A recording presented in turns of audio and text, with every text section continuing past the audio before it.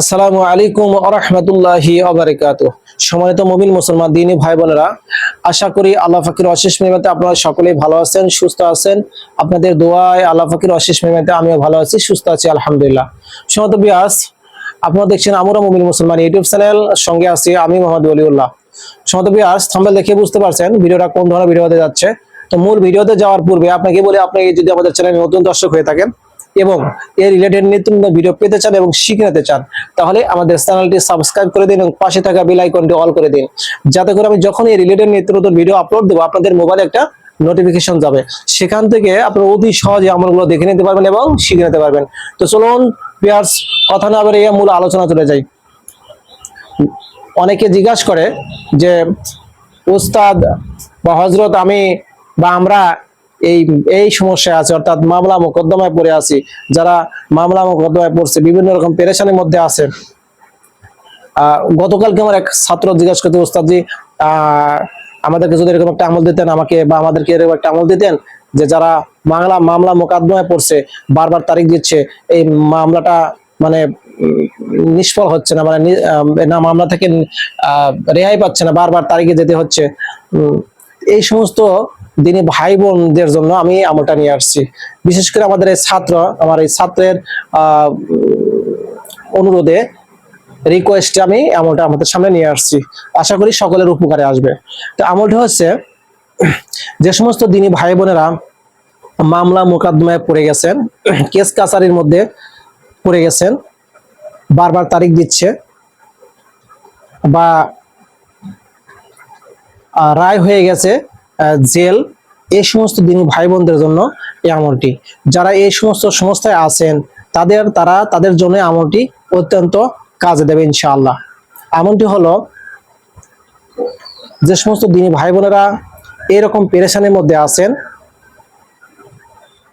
সেই সমস্ত দিনী ভাই বোনেরা আপনারা একটা দিন বেছে নিতে হবে। দিনটি হচ্ছে শুক্রবার ফজর নামাজের পর। শুক্রবার ফজর নামাজের পর আপনারা আমলটা করতে হবে। আমলটি করার নিয়ম হচ্ছে, ফজর নামাজ আদায় করার পর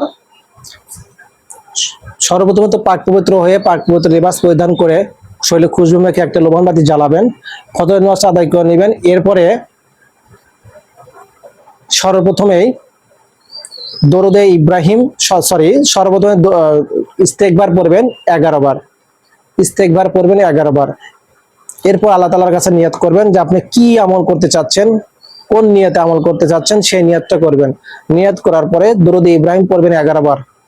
11 বার পাঠ করার পর মেশক জাফরান কালি দ্বারা একটা সাদা কাগজে বিসমিল্লাহির রহমানির রহিম আরবিতে লিখবেন। লেখার পর তার নিচে লিখবেন ফাসায়াকফিকাহুমুল্লাহু ওয়া হুয়াস সামিউল আলিম। এই আয়াতে কারিমাটুকু নিচে আরবিতে লিখবেন। এটা লেখার পর পুনরায় দরুদ ইব্রাহিম 11 বার পাঠ করবেন। এরপর ওই কাগজটাকে লোবানের ধোঁয়ার উপর এভাবে ধরে রাখবেন। লোবানের ধোঁয়ার উপর এভাবে ধরে রাখবেন কমপক্ষে 4-5 মিনিট। এরপর ওটাকে সুন্দর করে ভাঁজ করে তাবিজের মতো করে, যদি পুরুষ ব্যক্তির জন্য করা হয় তাহলে ডান হাতে, আর যদি মহিলা আর জন্য করা হয় তাহলে বাম হাতে এটা বেঁধে নেবেন। এরপর ওই হাকিম বা বিচারকের সামনে যাবেন, গিয়ে তার দিকে একবার তাকাবেন। আপনার দিকে একবার তার চোখ পড়ার সঙ্গে সঙ্গে যে রায় ছিল, রায়টা পাল্টে যাবে। অর্থাৎ যদি 8-10 বছরের জেলও হয়ে থাকে, ইনশাআল্লাহুল আজিজ এটা পরিবর্তন হয়ে যাবে, রায় পুরাপুরি পাল্টে যাবে। তো এই আমলটি করার পাশাপাশি আপনাদেরকে আরেকটা কাজ করতে হবে, সেটা হচ্ছে এই যে ফাসায়াকফিকাহুল্লাহু ওয়া হুয়াস সামিউল আলিম, এই আয়াতে কারিমা প্রত্যেকটা হরফের যে মান আছে, সে মান অনুযায়ী আপনাদেরকে প্রতিদিন এশার নামাজের পর ততবার যে মান হয় যোগ করে, সে মান অনুযায়ী ততবার এশার নামাজের পর এই আয়াতটা আপনাদেরকে পাঠ করতে হবে ইনশাআল্লাহুল আজিজ। আল্লাহ তাআলার পাক কালামের বরকতে আপনার যে উদ্দেশ্য, অর্থাৎ মামলা মোকদ্দমা সম্পর্কে যে উদ্দেশ্য, ইনশাআল্লাহ সেটা নিষ্ফল হয়ে যাবে এবং রায়টা আপনার পক্ষে চলে আসবে ইনশাআল্লাহুল আজিজ।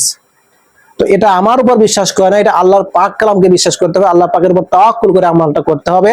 এবং যে আমলটি করবে অবশ্যই তাকে 5 ওয়াক্ত নামাজি ব্যক্তি হতে হবে।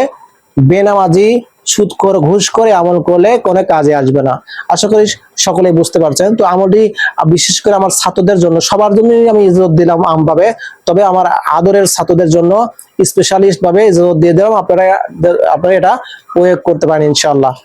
তো সকলে ভালো থাকবেন। ভিডিওটা ভালো লাগলে লাইক, কমেন্ট এবং শেয়ার করতে ভুলবেন না।